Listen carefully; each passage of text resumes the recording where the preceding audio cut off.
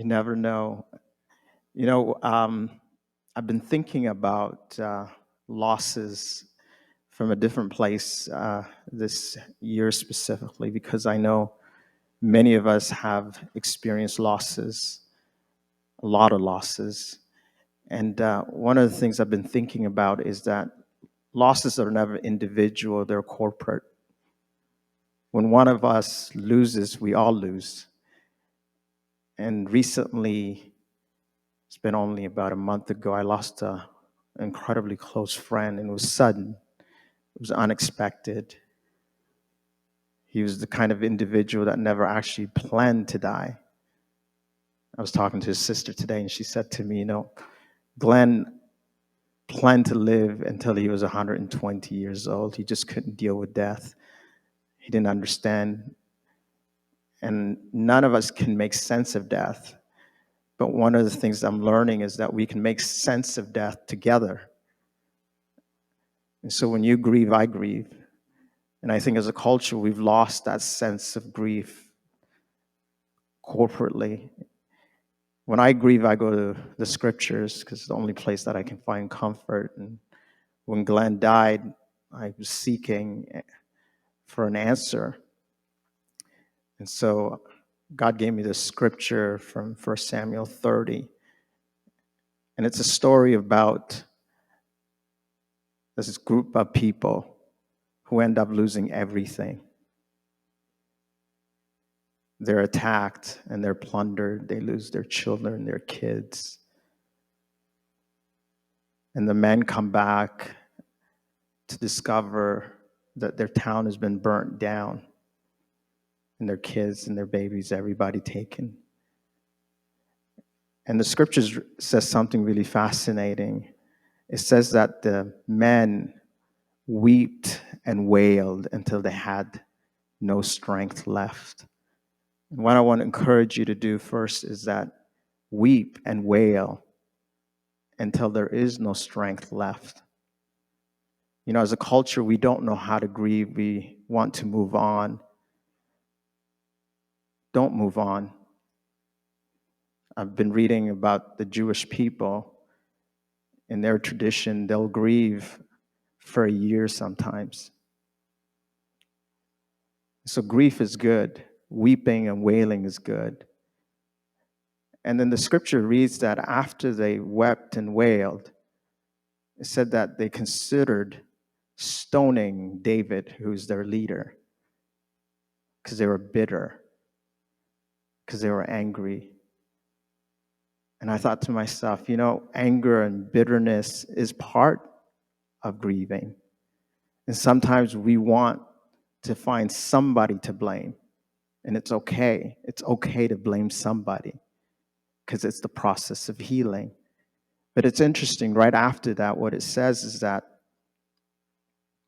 David found strength or comfort in the Lord. There's going to be moments where we have nobody to go to.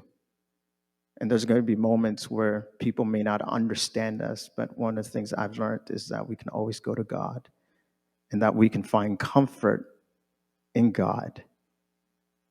And it's interesting because immediately after he finds comfort, he seeks the Lord again. He says, "What shall I do?" And this is my favorite part. God says to him, "Take back what the enemy stole. Go get your plunder back." So he says, okay, so the men, all 600, they get together. And they're on their way to recover what has been stolen. But along the way, 200 are too tired. And they're left behind.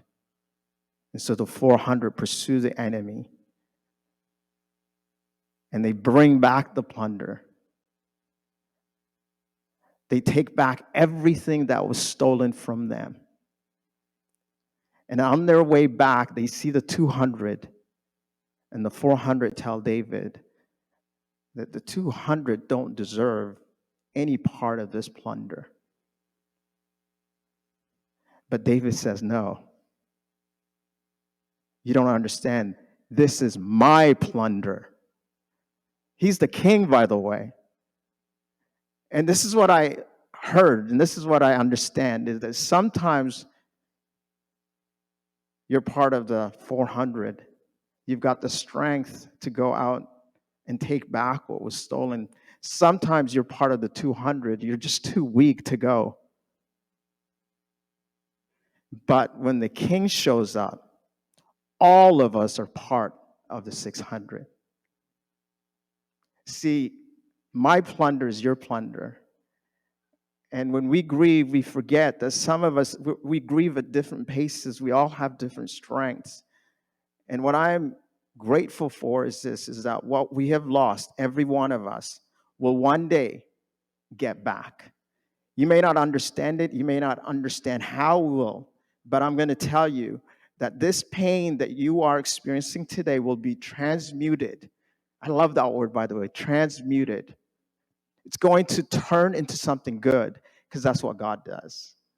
He takes everything that the enemy meant for evil and turns it for our own good. And this is why in the end, we always win. You know, one of my favorite passages from Paul, Paul says, "Oh, death, where is your sting?" Yeah, we will experience losses on this earth, unfortunately. But one day, every one of us will recover everything that was ever lost. And this is the hope that I have. And so this is the reason why I choose to move forward. And this is my encouragement to every one of you.